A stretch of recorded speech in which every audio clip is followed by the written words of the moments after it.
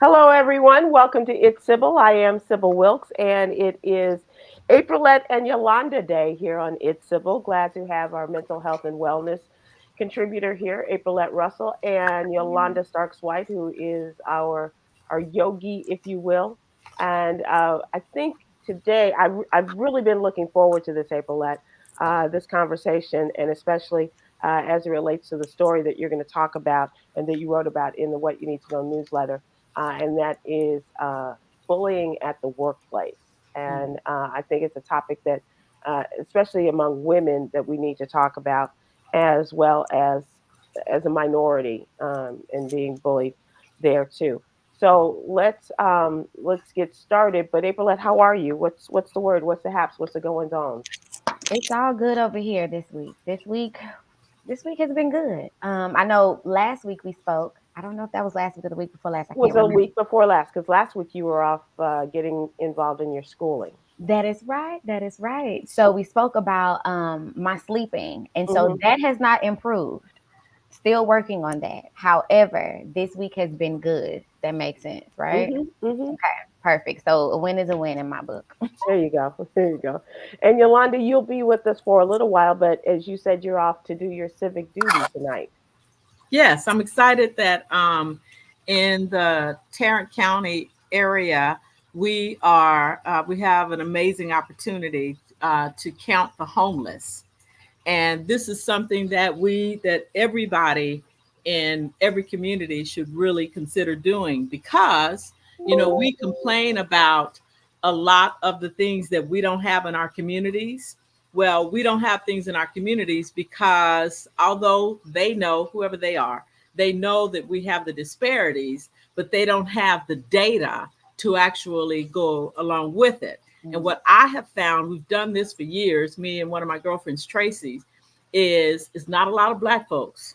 It is not a lot of black folks that participate in this because it's just volunteering. You don't get paid. That's, a friend of mine was saying, you don't get paid. No, we don't get paid. It's just an act And of service. what's interesting, Sybil, is black folks, we don't want those folks in our business. Right. So we don't really want to talk to them. But to see somebody that looks like you and Tracy can help and kind of opens up the doors of Mhm. communication. Yes, yes, it is so needed so they can get the data to so city council can have more of um, a So they can basis, provide the resources. provide the resources that our communities desperately need. Yeah. So if you get a chance to participate in this, I mean, there's just so much stuff you can do. It's just so much stuff that you can do. Find something to do instead of complaining about Donald Trump and all of this nonsense. Find something where you can really, really get involved and make a difference in someone else's life and even your own lives. Right, right. It does. It gives you greater hope and also makes you feel better about being an active participant in your neighborhood. If you're new there or if you've been there a while and you think something needs to be done, this is an opportunity. I was reading a story not too long ago that this, I guess, this is nationwide. This time of year, where people go out and they do this and do the counting of Right. the homeless. And I was reading in Los Angeles County, they were really looking for people because it is such Oh, uh, yeah, yeah, yeah, such yeah. an incredible number of homeless people. And the new mayor, Karen Bass, has been working to house the homeless, Right. but also trying to get people to come who live in Los Angeles County to come in the city of Los Angeles to come out and Hmm. to volunteer and get those things. And like you saying, it really helps when you have people that look like you coming out and interfacing, if you will, with people that look like us. And you know what's interesting, Sybil? What we find, well, what I have found in my own the survey for being out, I think that our community and the brown or the Latin community, they are they don't want people in their business either, but they have a whole lot more volunteers than we do. Mm, Mm. that's Like I interesting. see a lot more of the Latin community out doing this work than I do. I just if black folks are is spotted. And I'm telling you, and I specifically ask to go into my neighborhood, to go to the Sure. South Side Yeah. where I grew up, where I went to high school, I went to elementary, and yeah, I see people that I know and that I grew up with. Mm. Anyway, it's really something. So thank you for allowing me to share that. Wow, that engenders a whole nother conversation about the you're encountering people that you grew up with and what Hmm. that conversation looks like. But we will talk about that at another time. Aprilette, I do want you to talk about a little bit about the story, and after you talk about the story, I will tell you why it means so much to me. But yeah, Aprilette is our mental health and wellness contributor, and she has written the story about the suicide of a woman on a college campus. And I'll tell you. So Aprilette, in the What You Need to Know newsletter, this was in our mental health and wellness corner Yes. And so I know we're going to talk deeper in our or in our later segments, but I'll just give with a Dr. brief. Don Porter, if I may, Yes, a with Dr. psychiatrist. Don Porter, a psychiatrist, so we can really dive into bullying in the workplace. But Dr. Candia Bailey, she was the former vice president of student affairs at Lincoln University, Missouri, which is a HBCU college.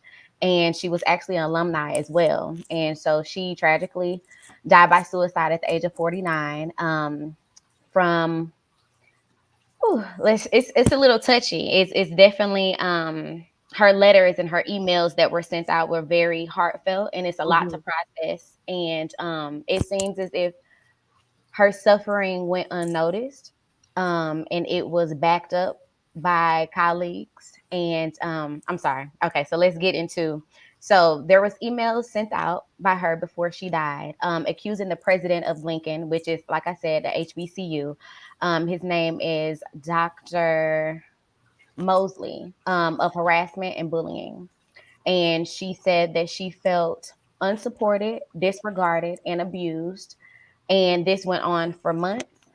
And she even sought accommodations through the services. Let me get this right. It's called the Americans and Disabilities Act Hmm. for her depression and her anxiety. So she was struggling mentally, and she sought out services, and that went dismissed. Her letters to HR, that went dismissed, and tragically, she took her own life because of the things that were happening in the workplace.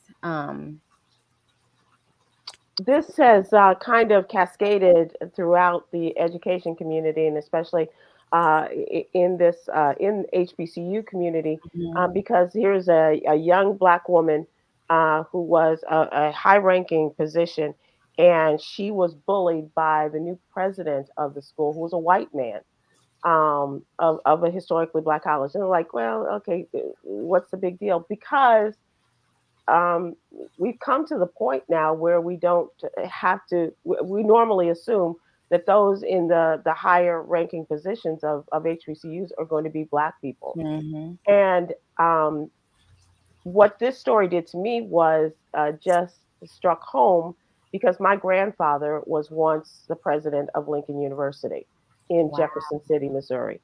And so this really hurt me. And I thought, when I first saw Dr. Mosley, I was like, well, why would this black man be, haranguing, and why would he be, bullying this woman? And what were the circumstances?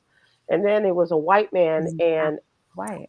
I don't and it's not to say that it couldn't happen between a black man and a black woman, but it just really struck my heart that Mhm. knowing my grandfather, and not as well because my grandfather was ill as I was a little girl, but knowing the kind of man that he was would not allow this kind of behavior to take place at his beloved Lincoln University. Those who go to Lincoln or have been attending Lincoln, there's a dormitory named after my grandfather at Scruggs Hall, and things like that. My mother went there, my uncle went there, and so that's Yeah. in our family. And to see this story and to feel and to look at this woman who looks like she could be any one of our Yeah. girlfriends, Yeah.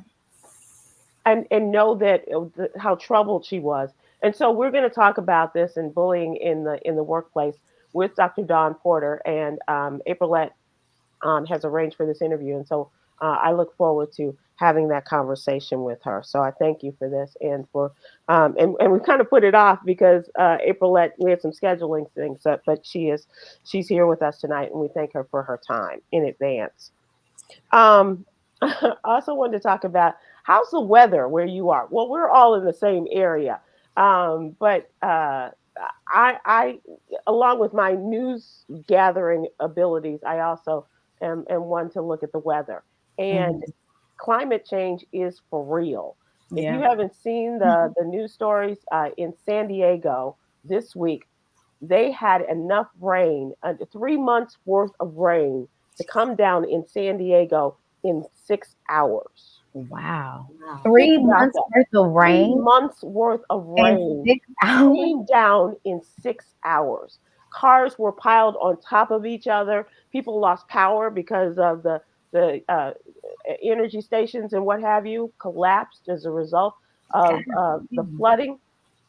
And it's going across the country. In Mhm. Yolanda, check on your family in Houston because now they're under a flood watch and it's continuing across the country. 75 people, at least, at the writing of the story, had died as a result of the weather. And Wow. 30 of those people were in Tennessee, Mm. in the state of Tennessee. So climate change, well, how does it affect us in the wintertime? Or, we know how hot it gets in the summertime, but this is where we are. The amount of rain that's coming down to the Yeah. west means the amount of snow that's coming out to the east and Yep. to the north, and areas like Texas and Louisiana, in New Mhm. Orleans, and on Florida. into the Gulf Coast are all affected by this. So, and don't say I saw a story when the first cold snap hit, and I saw the story, and there were some black women walking, and they were kind of bundled up, and say, "We didn't know."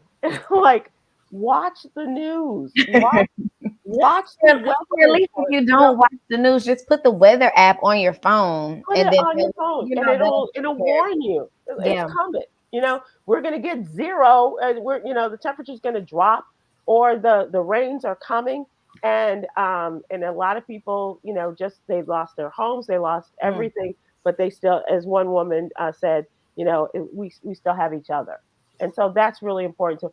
But keep on top of this stuff, just in terms of being weather aware because the climate change is real and it is affecting us each and every Mhm. day, whether it's summer or winter, Yeah.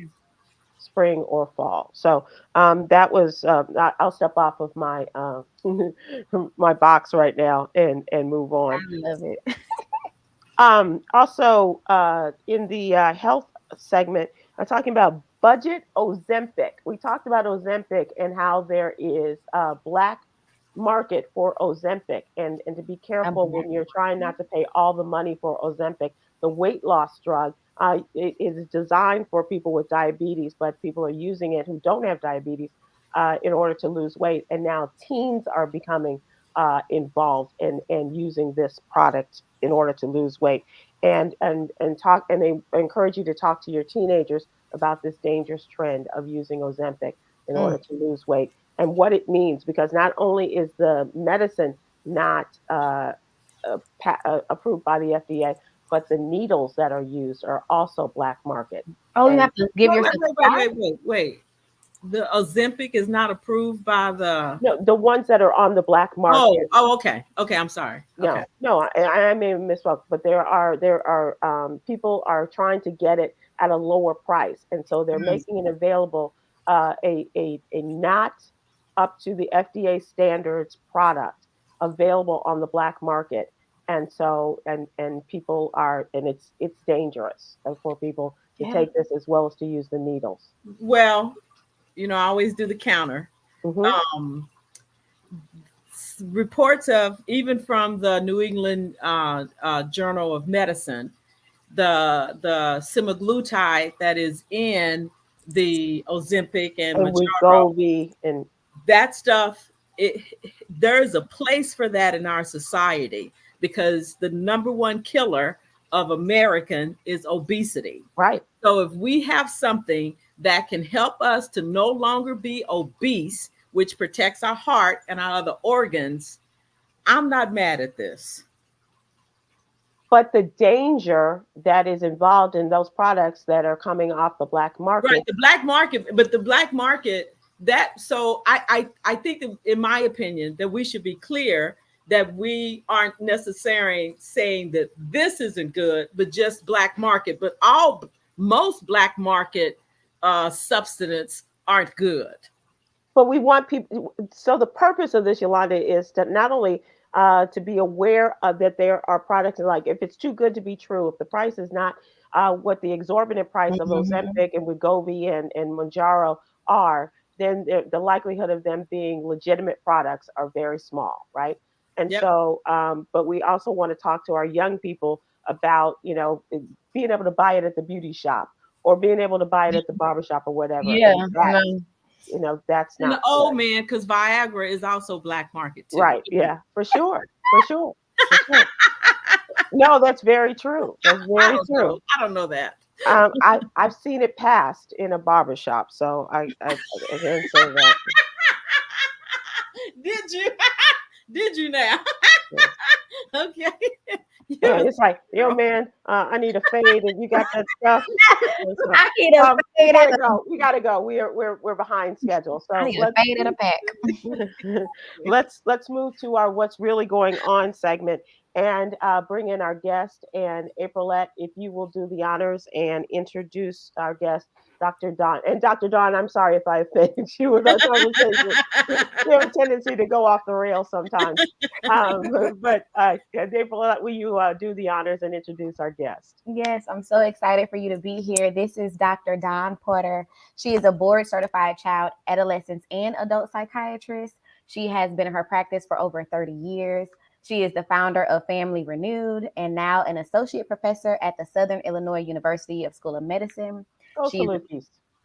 She's a woman of faith. She values her family and she understands the needs of work and life balance and how your mental health can be impacted by your work environment and the things that you do. So, thanks for joining us. I'm so excited for you to have be here with us today. Well, I just want to thank you for having me. This is a very important topic, especially in light of what recently happened.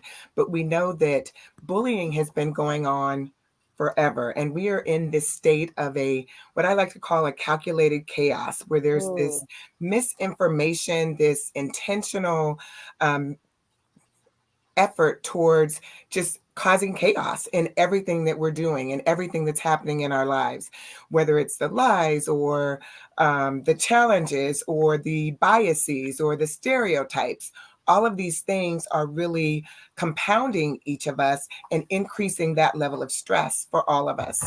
And so, one of the things that we have to recognize is that, yes, hurt people. Right. mm, And so what's happening is a lot of people are being pushed into a survival mode because they don't know how to handle all of this stress. And we think about trauma and trauma informed spaces. We have to think about how do we better manage ourselves and our families and our friends in this space. We know that depression rates have gone up. We know with the pandemic, things have gone out of mhm, control. We know even with social media, people have become more disconnected. You feel like you're connected because you can see and talk to people, but there's this wall and this barrier because people aren't actually connecting and engaging with anymore. mm. You try and, everybody, Because it's there's a text. shame in that too, isn't there? Yes, it is. And there's been so much lost. This technology has been a double-edged sword.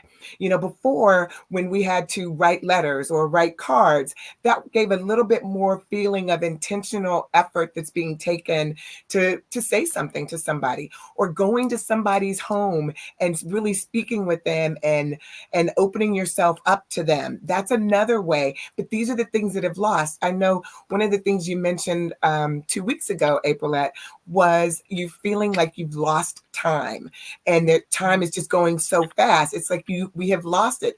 And we have to recognize that time is really one of our most precious commodities. Not it. And Yeah.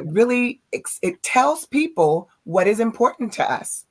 And if we are spending all of our time on the phone while our kids are in the back seat, Mm-hmm. I I'm to blame for that. I can, attest to that.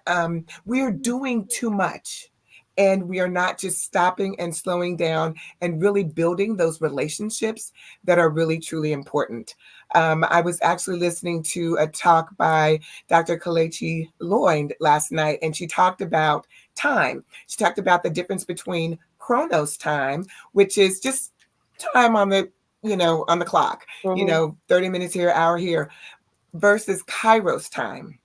And Kairos time is really that intentional time that you're using, those moments, those special moments of connection with other people or Mhm. connecting with yourself. And these are the things that we really need to be prioritizing in our life, because that's what nourishes our soul, nourishes our spirit, and helps us make it through for the next day.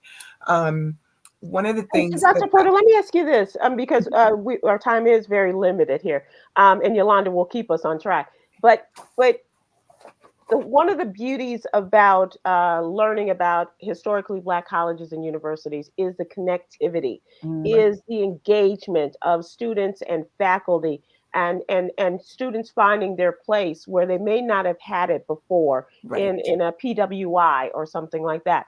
So the thing that really broke my heart is that perhaps this young woman did not have that connectivity, whoever she was sharing herself with, because as I understood, she was telling people that she was very Mhm. unhappy, Mhm. Right. and there were warning signs. But what can we do if we see something and we're supposed to say something? What can we do from the outside looking in? And one of the things that I think is important, again, is building those relationships of connection. Because you can go to a person and say, you know what, you look like you're upset, you look like you might need some help, some support. But if they don't really feel like you're connected with them, you're not going to hear you to say, I Mhm. will take you to the doctor. I will Mhm. take you, to a therapist. I will be in this space with you. And Yeah. that's the kind of thing that we're missing.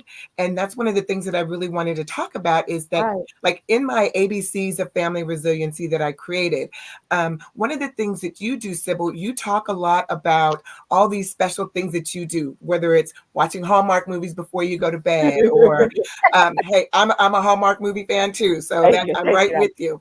But and we talked, like, when you had the yesterday's story, when they talked about um doing the meditations, the affirmations, all these things are key, but we have to really make a change in the narrative.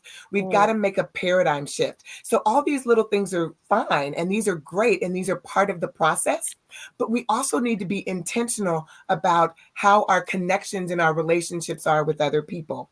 So in my 6 tenets, I talk about anticipating challenges, broadening your faith, having that foundation and making those connections and believing and understanding and knowing, but yes. also building on your resources, recognizing we have so many resources within ourselves and within our families and within our friends. But because we don't have the time, or you feel like they don't have the time, or you don't reach out, you don't make those intentional connections. But It's Dr. Porter, hold on important. for a second. So that is what an individual, I think what Sybil was asking, and what I'm desperately curious to know regarding this, those, so not as an individual, what can we do in the workplace to help someone who is having a hard time? What's our moral obligation?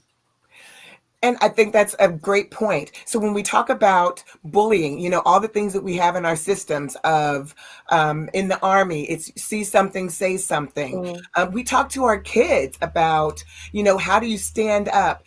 I was reading an article by my cousin earlier today, Apollo Ameka, and he was talking about fear and courage equals winning. But mm, it's that balance. If you have too much fear, it paralyzes you and you can't do anything. And if you have courage and abundance, you may be callous, careless, and arrogant, or at least come off that way. But it's that joint, it's that balance of the two that can make the difference. And it's being willing to take a risk. One of the things that I always ask people, what are the fears? What is the issue that you're scared of for speaking up for somebody or for connecting with somebody? You know, for many of us, it's your job. I mean, look at what Trump said last night. I'll ruin your portfolio if you Right. contribute to. But this is the space that we're in. But we have to look at our own selves and our own integrity about where do we draw the line and step up. You know, one of the things that I was reading was from this Essence article. It talked about 40% of women, Black women, are leaving the workspace because of that not feeling connected or engaged. Yeah. We've got to find ways, though. How do we, speak up? We had this attack on DEI, and, affirmative action is a double-edged sword. It gave us a lot of opportunity, but then it also made people assume the only reason you got there is because it's a DEI hire. Right. Yeah. And we've all dealt with that. And I'm sure there's a lot, that the imposter syndrome, Doctor, feeling let me like ask you you're not. For example, I'm a very compassionate person or what have you, but I don't want to be involved in anybody else's stuff. I got enough stuff going on in my life. I'm serious. So in the workplace, I am kind, I am honest, I am generous, but if your dog have something going on, I'm sorry, go take care of that. I know your mama need to go to the doctor. I know you got a flat tire. And so as a manager, and that's why I have always hated to be a manager, because you really, really got to care about the person's personal space or life. As opposed, all I want is write the article, send out, do the marketing, all that other stuff. So, and I think I am a compassionate He person. really is. I'm more straight ahead and just want to get the work done kind of person. People go to her for this, soft feel and Touchy touchy, feely. yeah, situation. And that's part of the idea of finding these connections and these relationships where you can find that support. Our systems are Hold on. failing So us. Corporate world is find failing that us. support in the workplace or away from the Outside the workplace. workplace. Well, for those of us who are the only one in that Mhm. space, it's going to be finding that support outside. But Okay. there are networks that people can do. There's networks of African American women that they're CEOs, or African American. Yeah. Finding your Your team, tribe. finding your Yeah. tribe, right? Yes, Yeah. exactly. And we've got to do that, but we have to be willing to put ourselves in those spaces, taking the time to put ourselves in those spaces and really communicating and supporting each other. I mean, we as women are, the whole superwoman complex and feeling like we're taking care of everybody. It's hard. But if we're sharing the load, it won't be so hard on one person. And I know you mentioned that you're the one who reaches out to people, and I'm kind of that same person too. And it's how do you help other people see the need? And it's these conversations. We know that churches, African American sororities and fraternities, all these organizations are spaces where we can start having these conversations and really making a difference. But we really have to do it conjointly and intentionally. And I think that's one of the biggest issues. I have a question for you, doctor, not to cut you off. With all of that being said, how do you navigate the space if you are doing those things, but you spend 8+ hours at work and you have went from, let's just say, pet to threat? And as Black women, when we want to strive higher in our positions, we work with the spirit of excellence. We're always at service, and if we're experiencing some type of bullying and harassment, and we have reached out to other people, we have been very vocal, like just with the story that we're talking about with Dr. Canada Bailey. She seems that she was very vocal about what she was going through. She seeked accommodation. She talked to friends and family. From what I've heard, the friends definitely said that she's talked about her experiences. And so it seems that she was very vocal, and this still happened. So I guess my question is, when we're in a space where we're frustrated, we have voiced everything that is going on. I have a good family. I have good, camaraderie with people outside, but work is so important. That is my resource. Like, how do I navigate a space like that? And like I said, coming from pet to threat, like at this point now, people are threatened by me and my accomplishments, or just whatever that looks like. How do you navigate a space like And especially a person who's your higher up, who's Yeah. The Well, president. again, I think a lot of it, and honestly, some of the thing that we have to focus and recognize, and this isn't going to happen overnight as a long term, we've got to get out and vote. We've got to make changes. We've got to get people in office that are going to support DEI initiatives, affirmative action, looking at, because it is a risk to be a whistleblower. It is a risk to do these different things.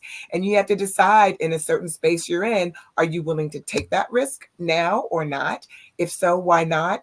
What are your priorities? I mean, I know sometimes we get in this space as Black women that we want to be the best because we feel like we have to prove to somebody that we're good enough. Yeah. Because everybody assumes that we're not good, we're not we're not capable.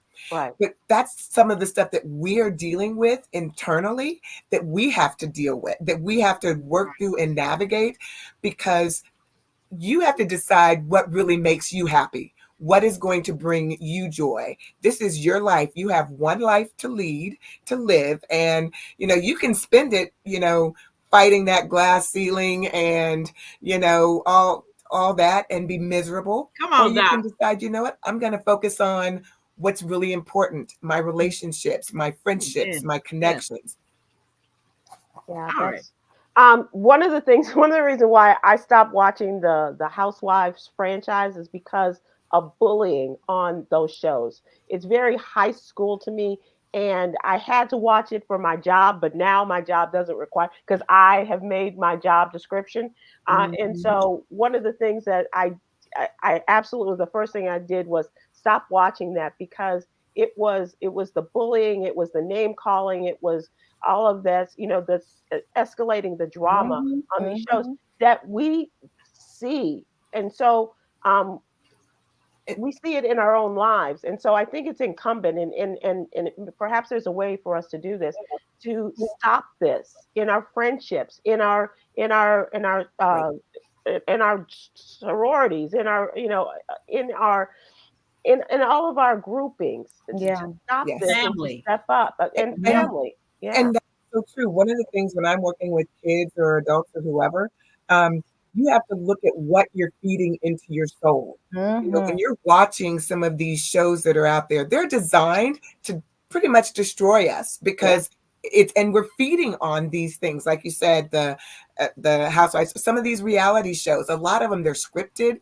They're meant to promote drama and chaos, and we're feeding. And then the music industry is another area where, and if we take a stand as a community that we're not going to listen to this music, we're not going to watch these shows, we're not. God, but that beat is something.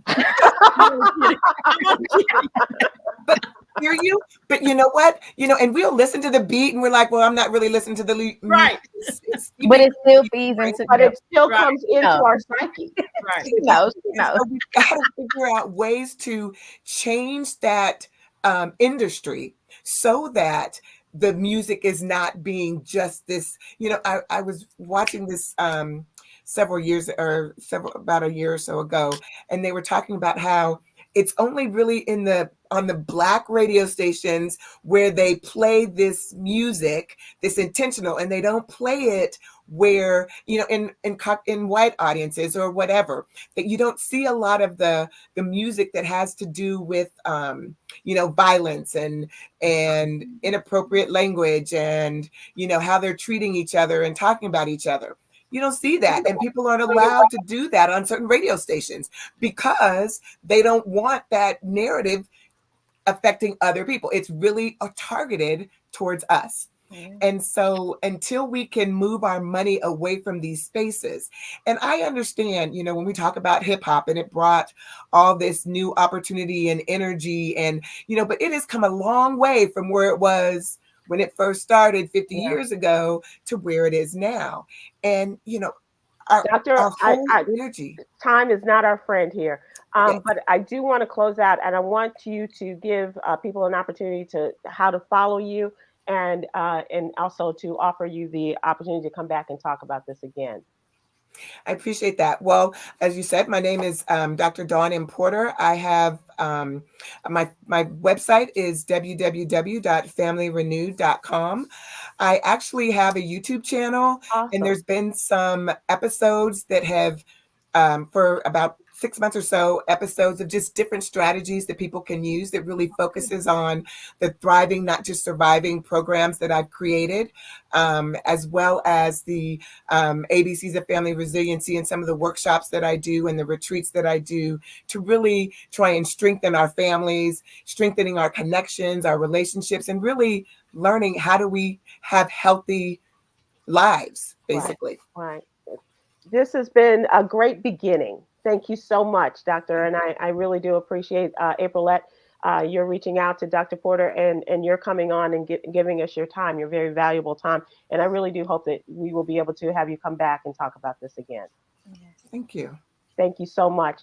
And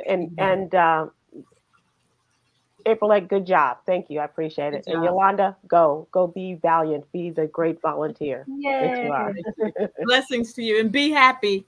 There you go. There you go. Oh, it's just me and you. Yeah. Is that okay? I'm not a bully. I know. That's okay. I know you're not a bully. It hasn't been me and you for a while, It's been a honestly. minute. It's been Yeah, a it's been minute. a minute. So, all right, let's do this thing for the Okay. last. Okay. So here's what's going on in trending news. Donald Trump, he has won the caucus and the primary, the first caucus and the first primary of the season, and so he's really on a high. But at the same time, he has these court cases that are going on, Mhm. and one that is currently in play is the defamation case by a woman that he has already been found guilty of sexually assaulting E. Jean Carroll. And the defamation part of it is she was awarded $5 million, but she's asking for more money because he continues to defame her, as well as his fans and his supporters are, threatening her life. And Mhm. so he is back on the stand testifying, and it took all of 3 minutes that he was allowed in this case against him in federal court today. The judge limited him to answering a handful of pre approved questions, struck much of the former president's answers from the record. So he would say something, and this is a great move on the part of his attorneys because you ask a question knowing that the answer is going to be struck from the record, but it's already in the minds of the jury, right? Oh, wow. So that's what they did. Mhm. The judge warned him and his lawyers that he cannot dispute the verdict in another trial that found him liable for sexually assaulting Carol in the mid 1990s and then defaming her when he was in the White House. And he tries to say, as the president, I have immunity from all of this. And when the defense lawyer asked if he had denied Carol's allegations in order to defend himself, he said, I consider it a false accusation. Well, you may consider it a false accusation, But but you the still jury did. has found otherwise. You Yeah. have been, found guilty of this. And so, asked if he ever instructed anyone to hurt her, he said, no, I just wanted to defend myself, my family, and frankly, the presidency. The presidency doesn't have a darn thing to do with this. It's about your pride and your sicking your people on Mhm. her. Her Mhm. life, she felt threatened. People were threatening her life just the same way that they were doing the two black election workers in Georgia. Yep. Their lives were threatened So by did he get found guilty of that as well? no, that is the case with the former mayor of New York. He was found guilty of that, and he has to pay tens of millions of dollars for that. But Donald Trump, in this case, E. Jean Carroll wants 10 million, and the jury will now decide probably starting tomorrow. And she should get Um, all 10. She should get all 10. well, and they're not limited by that 10, Mm. so they may even go higher than Mm. that. So I do Um, have a question really quick because politics is not my thing, but is he running against didn't somebody drop out the race, like one of the Republicans? So it's just him? several people. It was a group of Republicans who were running, starting with the former governor of Arkansas, Asa Hutchinson, the former governor of New Jersey, Chris Christie. The former governor of South Carolina is still in the race. And Okay. that is, she was also the former UN ambassador ambassador from the U.S. to the United Nations, and that's Nikki Haley. Yes. Okay. Also, an entrepreneur by the name of Vivek Ramaswamy. He is out of the race. The current governor of Florida, Ron DeSantis, he dropped out. He was the most recent to drop out of the race. And so now it's just two. It's Donald Trump and Nikki Haley. Wow. Yeah, and she has not done well. She lost. She came in third place in the Iowa caucus. DeSantis came in second place. So then, when it was just the two of them in the New Hampshire primary, the hope on her part and her supporters was hoping she would come within, like, not have a double-digit loss. So it was probably about 10, 11 points that she lost by. But now he's starting to threaten her supporters and saying that they will not, that they can't be a part of the MAGA party, if they continue to support her. So there's the bullying there. Yeah. And so two people have dropped out of being her support team. Wow. Yeah.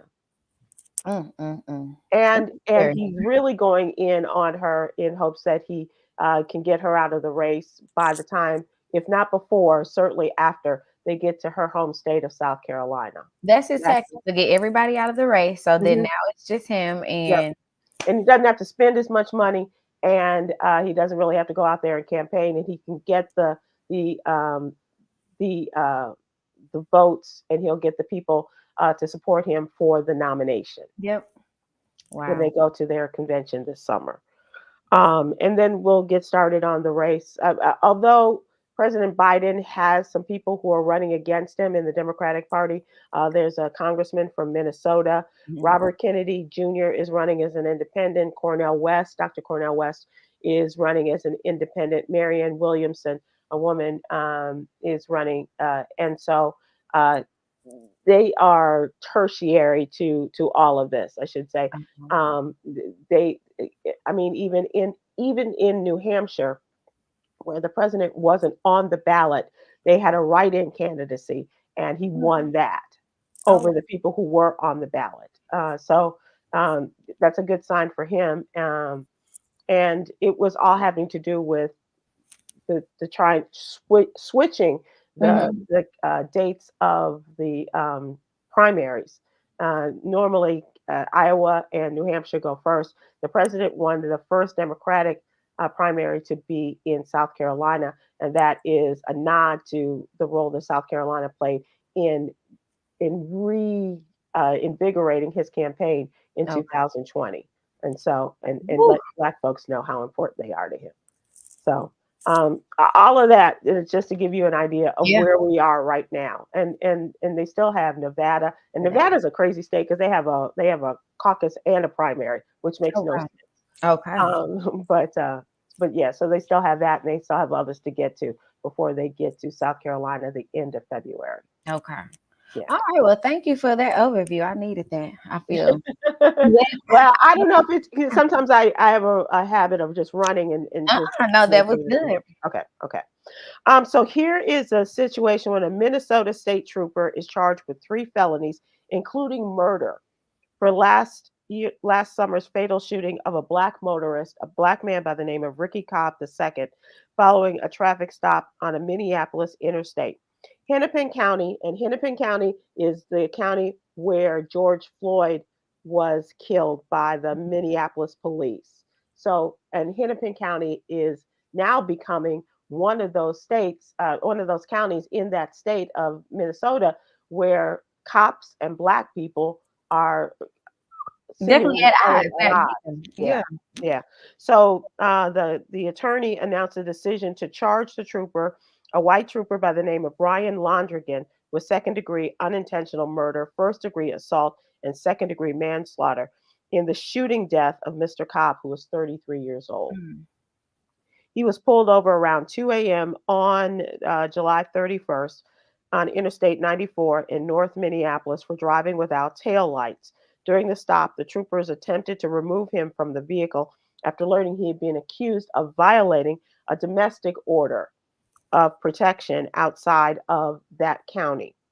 The charges against the 27-year-old state trooper with less than 2 years of experience, come more than 4 months after the Minnesota Bureau of Criminal Apprehension handed over its investigation to the state attorney there. And Moriarty, the attorney for the state of for the Hennepin County, said that the troopers engage with drivers every day during traffic stops and receive extensive training on how to do so safely and effectively. And she charges that he did not do I this. was like, well, he failed at that. Right. She said he did not follow this training. And so it is incumbent upon them now. He's been charged. And so how they go forward with this, whether he will plead guilty or, Mhm. come to some sort of decision, a deal, in other words. But it'll be interesting to see how this all plays out. But another black man killed by a police official in the state of Minnesota. He was young. So the black man was in his 30s He was and the police officer 33 was and 27. 27. Mm-hmm. Yep. Yeah.